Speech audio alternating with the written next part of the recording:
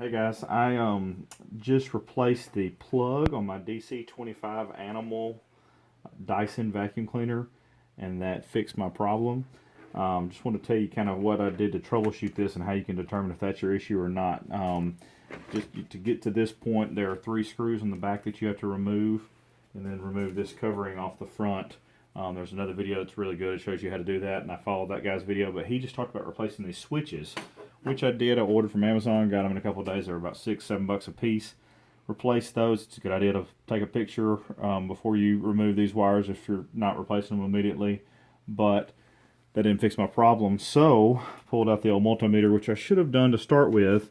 If you don't have a multimeter, if you're not familiar, if you can't remember how to use it, if it's been a while since you've used it, then take your multimeter and switch it right between the ohms, which is this little shape here, and the battery, to the resistance measure, and it should read a 1 on your multimeter.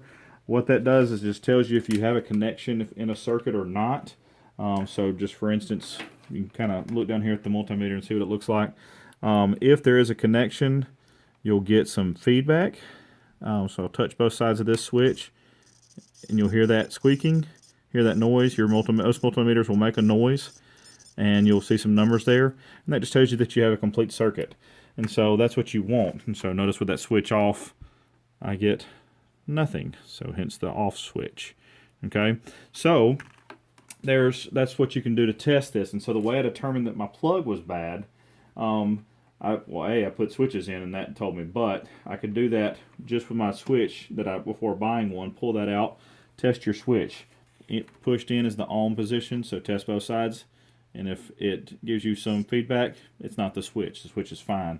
So the way I tested that to see if the plug was bad is I pulled this switch out. It just slides right out from here, and I pulled both sides of it off. Be sure it's unplugged first. Pull both sides off, and so I can have access to the ends of the wires.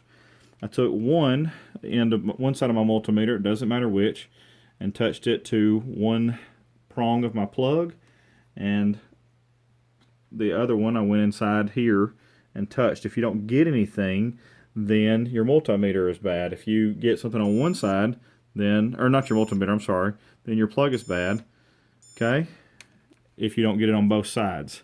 And so you're not going to get it with both of them, so check both. And so this should be my other one, see? So you want to test both of them. See, this one doesn't do this side, but it does this side, okay? This one will do the other one. And so, because that's both sides of the wire that's coming up through the cord. When I tested my old cord, my original cord, one side worked, the other one did not. Actually, that one's the one that worked. The one that was all bent up did not. Imagine that. So that's how you can test and see if it is your cord. I cut this one off. You can buy a replacement cord at Lowe's, Home Depot, probably even Walmart, and put it on there, and worked like a dream. So enjoy.